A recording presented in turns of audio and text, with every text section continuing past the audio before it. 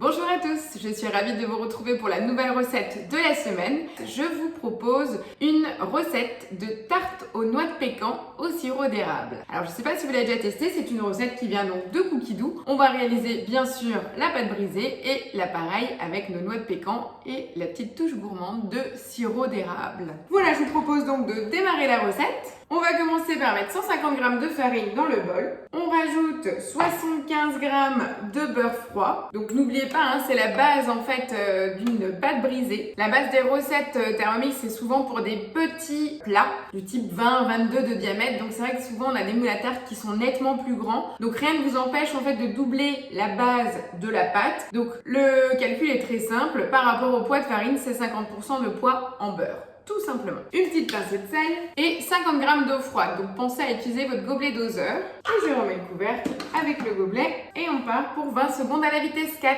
Et voilà, la base de notre pâte est donc prête. C'est super rapide. Donc vous pouvez bien racler les parois de votre bol, hein, puisqu'il y a toujours de la farine qui reste collée sur les parois du bol. On va retirer la matière du bol et le mettre dans un film étirable et au réfrigérateur pendant 20 minutes. Donc pendant ces 20 secondes, moi j'ai déjà préparé mon petit morceau de film sur mon plan de travail. Et voilà ma petite pâte prête pour mettre au réfrigérateur. Vous avez vu, ça fait vraiment une toute petite quantité, donc pensez-y par rapport à votre moule à tarte. Allez, je la pose au frais. Et maintenant, on nous demande de nettoyer le bol. Donc maintenant, je vais utiliser tout simplement le mode nettoyage, pensez-y. Je vais au fur et à mesure vous rappeler aussi tous les différents modes que vous possédez sur vos appareils. Donc je précise, le mode nettoyage est disponible en une seule version sur le TM5 et sur le TM6, vous avez le mode nettoyage qui vous permet de sélectionner si vous avez fait un pétrin, si vous avez rissolé, fait du caramel ou si vous l'avez utilisé de façon universelle. Donc moi je pars du principe que c'était du pétrin, donc je vais mettre 1 litre d'eau. Donc pensez à la graduation de votre bol. Donc là je vais à l'évier, remplir,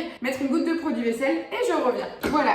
1 litre d'eau, une goutte de produit vaisselle, je remets le couvercle, je mets en pause ma recette en cliquant tout simplement sur la maison. Ça retient ici à l'étape à laquelle je me suis arrêtée de ma recette. Je vais pouvoir glisser sur l'écran, sélectionner le mode nettoyage ici. Vous avez donc là les différents crans et donc moi j'utilise donc le mode pétrin. Donc là ce mode va se régler automatiquement au niveau du temps puisque l'eau va chauffer aussi à différentes températures en fonction du mode choisi. C'est vrai que c'est un petit peu plus long que si vous l'aviez lavé à la main, mais là ça nous évite de démonter notre bol. Pendant ce temps, on peut sortir les autres ingrédients et les préparer. Donc là en fait on va le laisser travailler tout simplement et c'est surtout pour vous montrer les résultats. Et surtout, pensez à utiliser toutes les fonctions que votre Thermomix vous offre. Voilà, donc notre mode nettoyage vient de se terminer, donc ça a pris à peu près 5 minutes. Maintenant, on n'a pas trop de résultats, je vais vider l'eau et je vais vous montrer sans avoir nettoyé ou brossé quoi que ce soit. Voilà le résultat, il est juste encore mouillé. Je veux dire, je n'ai pas frotté. Si vraiment on veut chipoter, on voit là encore une toute mini trace de pâte, mais c'est vraiment très très léger. Voilà, juste pour vous montrer le résultat. Moi, je trouve personnellement pour enchaîner la suite de la recette, ça ira très bien.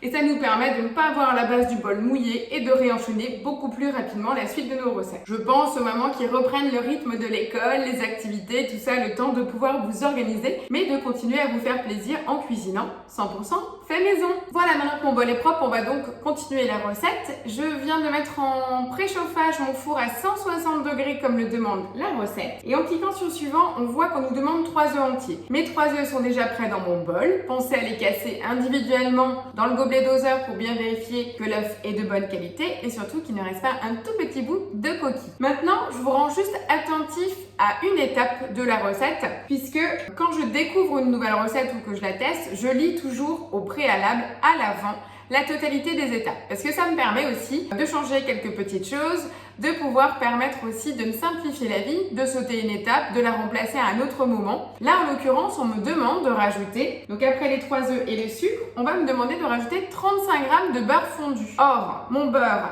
est prêt là, mais il n'est pas fondu. Donc moi, hors de question en fait d'utiliser une casserole pour le faire fondre. Donc comme j'ai lu ça au préalable, je vais tout simplement mettre en attente ma recette. Je vais mettre mes 35 g de beurre dans mon bol. Je vous rappelle qu'il sort du nettoyage, donc il est tout propre. Je mets mon beurre en place, mon couvercle avec mon gobelet doseur et je vais tout simplement mettre 1 minute à 70 degrés à la vitesse 1. Donc pensez-y qu'on mette d'abord les œufs, le sucre et après le beurre fondu ou le beurre fondu en premier plus le sucre et les œufs.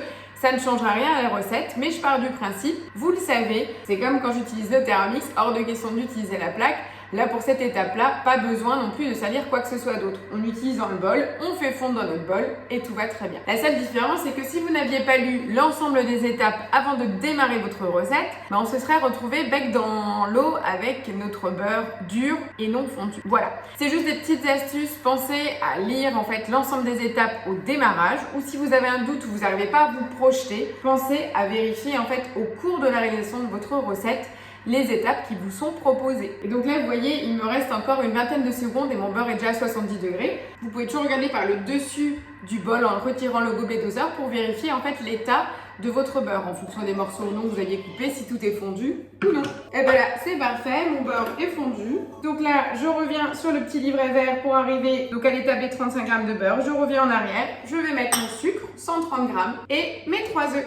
Et maintenant, je vais rajouter donc 30 g de sirop d'érable. On me demande encore une cuillère à soupe de fécule. Et là, on va mélanger le tout. Voilà, donc là, on a déjà l'appareil de prêt. Donc, qu'est-ce qu'il reste à faire? Étaler la pâte. Donc, je prends un cile-pâte et je vous montre en fait, moi, par rapport au diamètre, comme je vous le disais, les petits diamètres, je n'ai que ce disque-là. En l'occurrence, pour faire ma tarte, il n'y aura pas de souci. Donc, j'utilise directement le cile-pâte. Je sors ma pâte et je vais fleurer très légèrement mon cile-pâte avant d'étaler donc ma pâte brisée. Donc, pareil, petite technique, vous avez vu, j'enroule à nouveau la pâte sur mon rouleau. Je positionne mon disque, je déroule ma pâte autour du disque, aussi simple que ça. Ça me permet du coup de bien répartir la pâte. Pensez à bien revenir en arrière pour disposer avec votre doigt, voilà, la pâte tout autour du cercle. Pareil sur le dessus, je laisse un tout petit peu de marge pour ne pas couper trop court. Et là, je vais tout simplement reprendre mon rouleau à pâtisserie et je vais passer. Ça va me permettre de couper l'excédent et tout simplement, je vais revenir plaquer ma pâte sur le bord avec le plat du doigt pour avoir une finition parfaite. Et maintenant que mon disque est prêt sur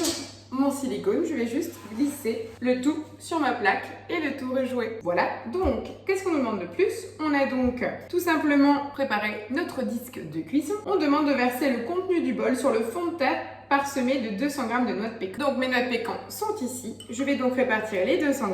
Vous avez vu, c'est vraiment pas compliqué, hein, ça change. En plus, c'est une chose que vous allez pouvoir improviser tout au long de l'année. Du moment que vous ayez 200 g de noix de pécan dans vos placards, hein, donc après ça peut devenir un standard.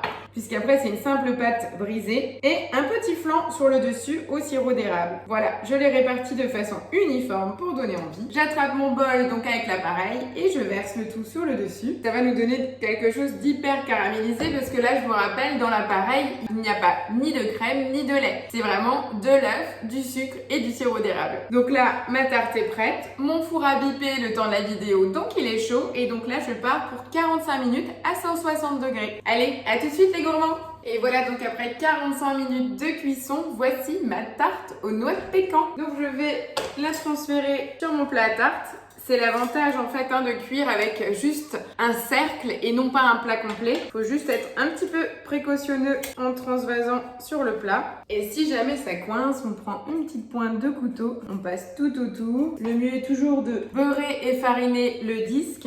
Après, si vraiment, on peut aussi laisser refroidir pour retirer plus aisément le disque. Mais ça ne veut pas. Si vous n'arrivez pas à retirer votre cercle autour de votre tarte, laissez refroidir le tout et regardez la technique le plus simple possible. Passez votre spatule sur le dessous, vous glissez la main, le disque retombe et vous déposez votre tarte. Et là, vous pouvez appeler ça une tarte digne de chez le pâtissier avec un bord parfait. Et voilà.